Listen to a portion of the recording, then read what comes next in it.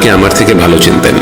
আমি বলবো না যে আমি ওনাকে খুব ভালোভাবে চিনতাম, আমি খালি জানি যখনই আমি ওনাকে দেখতে এসেছি ওনার মুখে একটা অন্যরকম হাসি দেখেছি।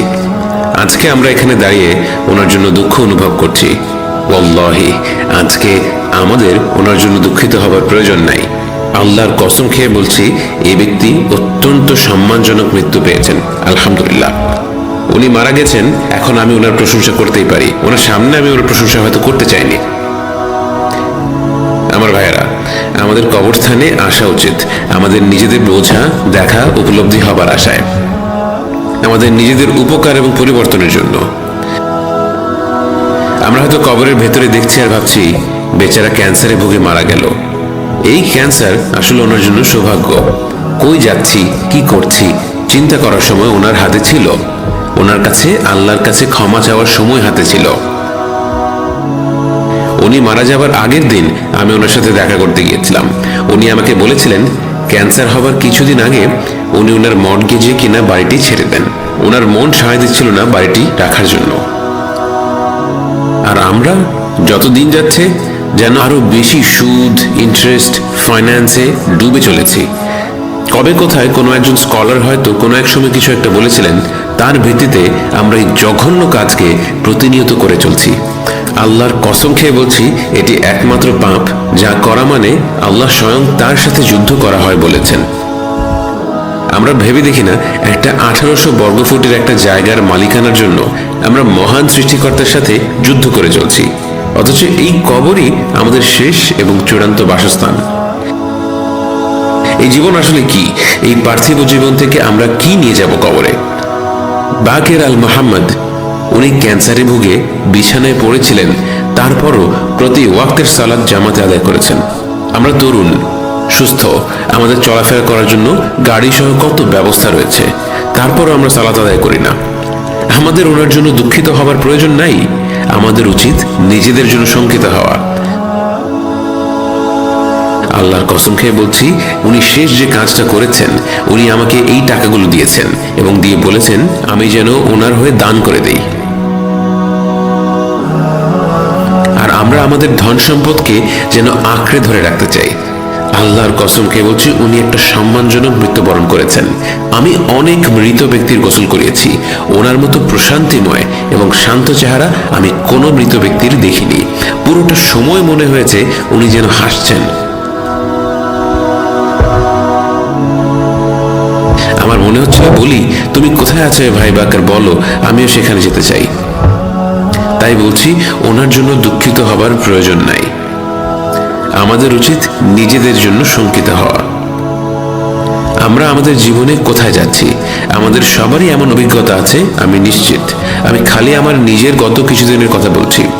আহমেদ নামের আমার এক বন্ধু লেবাননে গিয়েছেন, গিয়ে ওনার পরিবারকে এখানে নিয়ে এসেছেন। ঠিক 2 দিন আগে ওনার 6 বছরের শিশুটি মারা গেছে। 6 বছরের শিশু, আল্লাহর হুকুমে সে আজ আর নেই। বাকের উপস্থিত আমাদের অধিকাংশের চেয়ে ছোট হবে বয়সে, আল্লাহর হুকুমে সে আর আমাদের মাঝে নেই। ঠিক গতকালকে আমার চাচা আল্লাহর হুকুমে আমাদের ছেড়ে চলে গিয়েছেন। আমরা বুঝতে পারি না কতটা ক্ষণস্থায়ী আমাদের এই দুনিয়ার জীবন। আপনি হয়তো ভাবছেন আমি একটু কড়া করে বলছি, আমি এক্সট্রিমিস্ট।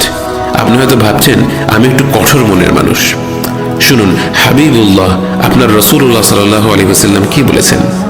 এই দুনিয়াতে মুসাফির বা আগন্তুকের মতো জীবন যাপন করো। এই জীবন যাকে আমরা এত ভালোবাসি, জেতার জন্য প্রতিযোগিতা করি, একে অপরকে হত্যা করি, পার্থিব বিষয় নিয়ে যেখানে ভাই ভাইয়ের সাথে কথা বলি না, বিশ্বাস করতে পারেন রক্তের সম্পর্কের ভাই একসাথে বেড়ে উঠেছে, অর্থ, ব্যবসা, গাড়ি, স্ত্রী নিয়ে হয়তো কোনো মনোমালিন্য হয়েছে, এখন মুখ দেখা বন্ধ। এই দুনিয়া যাকে আমরা আঁকড়ে ধরেছি, রাসূলুল্লাহ সাল্লাল্লাহু আলাইহি ওয়াসাল্লাম তাকে তুলনা করেছেন পথিকের কাছে গন্তব্যে পৌঁছানোর পথে বিশ্রাম নেবার জায়গার সাথে। আন্তর্জাতিক বিমানে যারা চড়েছেন তারা ভালো বলতে পারবেন। আপনার বিমানটি ট্রানজিট বা যাত্রা বিরতি হয়েছিল আবু ধাবি বা দুবাইতে, সেখানে 2টি বিমান যাত্রার মাঝে হয়তো কিছু ঘন্টা সময় আপনি কাটিয়েছেন। কখনো কি এই চিন্তা করেছেন মাত্র কয়েক ঘন্টা হাতে আছে, যাই একটা বিড়ি কিনি বা একটা সংসার পাতি বা একটা লাভজনক ব্যবসা শুরু করে দিই? আমরা এভাবে চিন্তা করি না, কারণ আমাদের হৃদয় দুবাই এয়ারপোর্টে নয়, বরং চিন্তা করছে আমাদের গন্তব্যের কথা। আপনি জানেন আপনাকে চলে যেতে হবে, আপনার কানেক্টিং ফ্লাইট কয়েক ঘন্টার মধ্যে রওনা দেবে, আপনি জানেন আপনাকে অমুক নাম্বার গেটে যেতে হবে। এই দুনিয়াটাও আন্তর্জাতিক ফ্লাইটের ট্রানজিট বা যাত্রা বিরতির মতো। এটা একটা মায়া বা মোহ। কি নিয়ে যাবেন? বাকের কি নিয়ে গিয়েছে এই দুনিয়া থেকে? আমি ওনাকে গোসল দিয়েছি, কাফন পরিয়েছি, আমি জানি উনি নগ্ন ছিলেন। কোনো মার্সিডিজ, কোনো গুচি, কোনো বিএমডব্লিউ, কোনো উঁচু দালান বা আলিশান অ্যাপার্টমেন্ট, স্ত্রী বা সন্তান কিছুই ছিল না তার কাছে।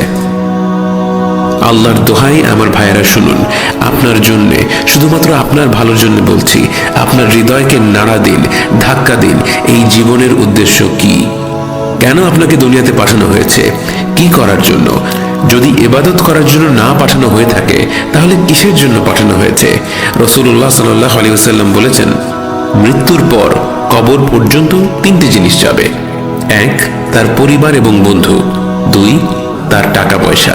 3, তার কাজ বা আমল। রাসূলুল্লাহ সাল্লাল্লাহু আলাইহি ওয়াসাল্লাম আরো বলেন, এর মধ্যে দুটো জিনিস ফেরত চলে যাবে। 1, তার পরিবার এবং বন্ধু, এবং 2, তার অর্থ সম্পদ। এই যে এখন আমরা আমাদের ভাই বাকেরকে দাফন করতে এসেছি, আমি শতভাগ নিশ্চিত আগামী 1 ঘন্টার মধ্যেই আমরা সবাই ফেরত চলে যাব। আমরা কবরে কিছু মাটি ফেলবো, উহু আহা করব, তার কিছুক্ষণ পর আমাদের নিজ নিজ জীবন জীবিকার কাজে চলে যাব। কি থেকে যাবে জানেন? ওনার আমল বা কাজ।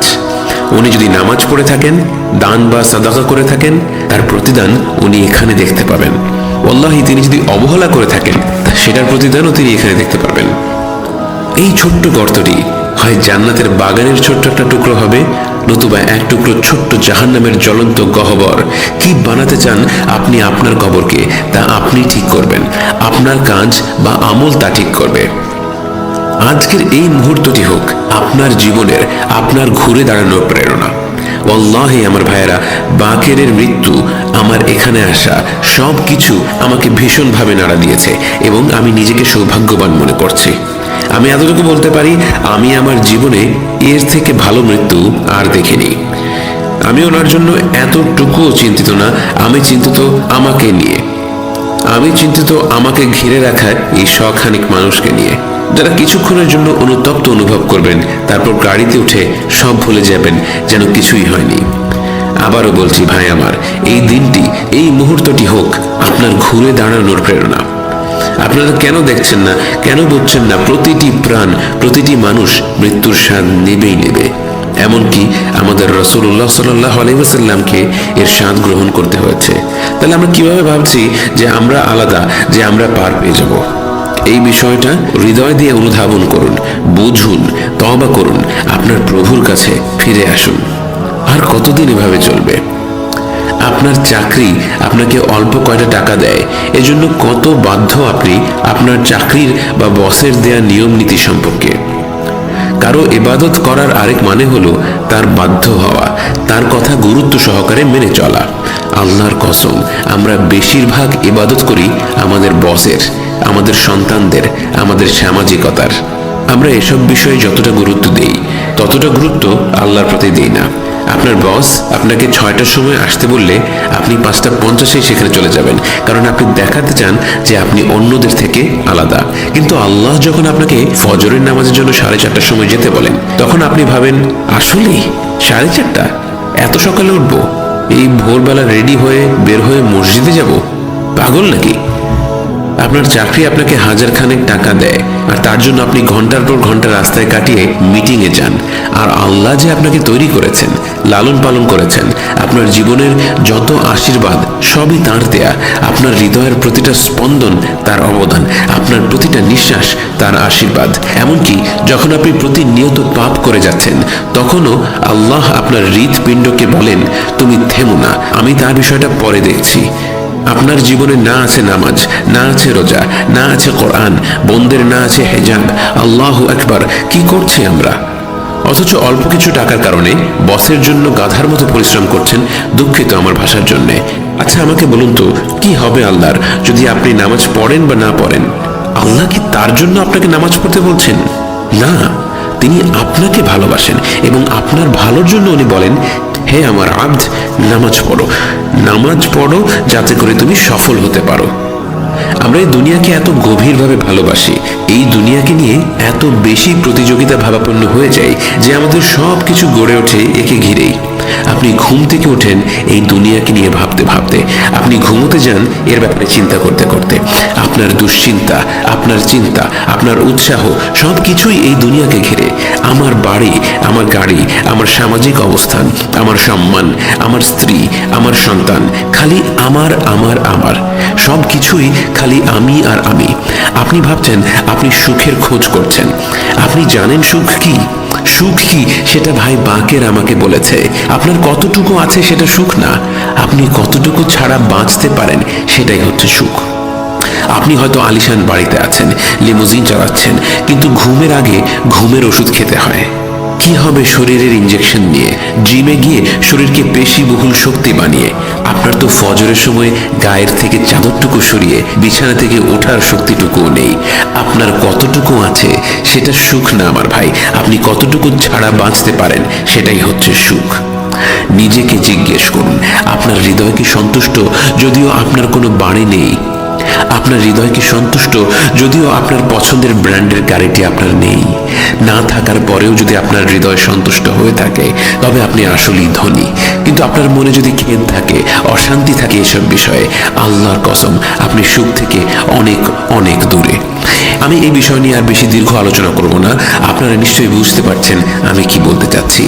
আমার ভাইয়েরা, দয়া করে তওবা করুন, ফিরে আসুন আপনার প্রভুর কাছে। দয়া করে হৃদয় দিয়ে অনুধাবন করুন, মৃত্যু সবার জন্য অপেক্ষা করছে। মৃত্যু কোনো সংখ্যা বোঝে না, গায়ের রং বোঝে না, জাত বোঝে না, ধর্ম বোঝে না, বোঝে না আপনি পৃথিবীর কোন প্রান্ত থেকে এসেছেন, উত্তর দক্ষিণ পূর্ব পশ্চিম, কিছুই সে বোঝে না। সে খালি বোঝে আল্লাহর আদেশ। আল্লাহ আদেশ করলেন আর খালাস, শেষ। সে কোনো প্রশ্ন করে না। আপনারা এখন বাকেরের জন্য কাঁদছেন। গতকাল রাতে আপনারা সবাই, আমরা সবাই মৃত ছিলাম। ঘুম থেকে ওঠার দোয়াটা কি? আলহামদুলিল্লাহিল্লাযী আহইয়ানা বা'দামা ওয়া ইলাইহি। সকল প্রশংসা আল্লাহর, আমাকে মৃত্যু দেবার পর যিনি আমাকে পুনরায় জীবন দিয়েছেন। গতকাল রাতে আমরা সবাই মৃত ছিলাম।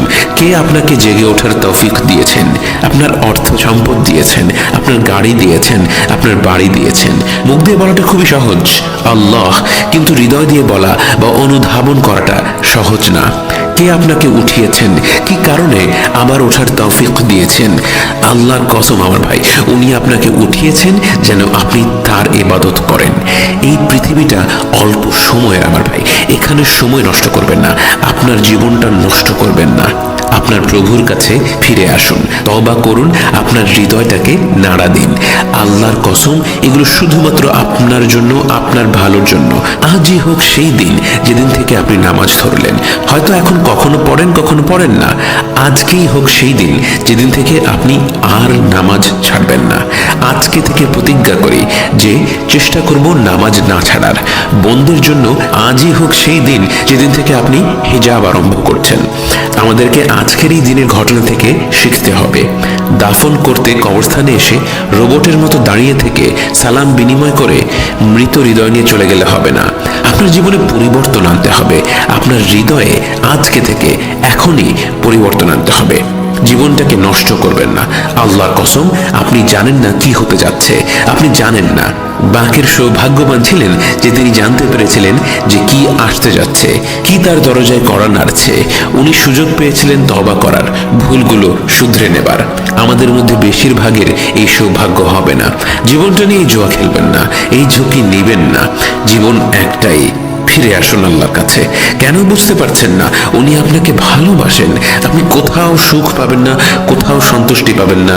আমি দেখেছি, শুনেছি, চেষ্টা করেছি, আপনি করে দেখতে পারেন, কিন্তু পাবেন না। সুখ পাবেন একজনের কাছেই, যিনি এর মালিক, আল্লাহ।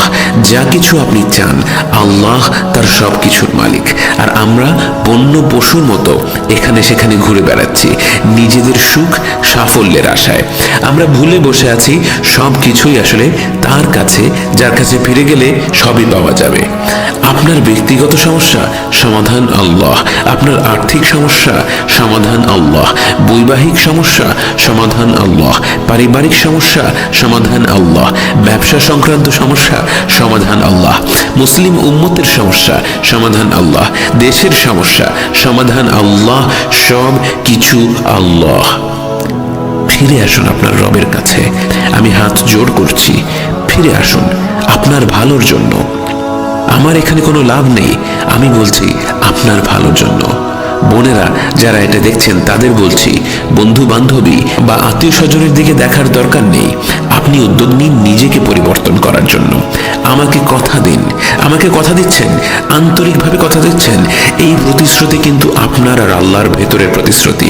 আর আপনি যদি সত্যিকারের মানুষ হয়ে থাকেন, এই প্রতিশ্রুতি আপনি রক্ষা করবেন। ভাইরা, আমরা আমাদের এই ভাই বাকেরের জন্য দোয়া করব। আমি অল্প কিছু কথা বলে শেষ করে দেব। আমরা আল্লাহর কাছে দোয়া করি, আল্লাহ যেন ওনাকে ফিরদাউসুল আযমের বাসিন্দা হিসেবে গ্রহণ করেন, যেন ওনাকে রাসূলুল্লাহ সাল্লাল্লাহু আলাইহি ওয়াসাল্লামের সুহবা দেন। আল্লাহ যেন ওনাকে সেই দলভুক্ত করেন যাদের পুনরুত্থানের দিন কোনো হিসাব নেওয়া হবে না। আল্লাহ যেন ওনার কবরকে জান্নাতের বাগান বানিয়ে দেন।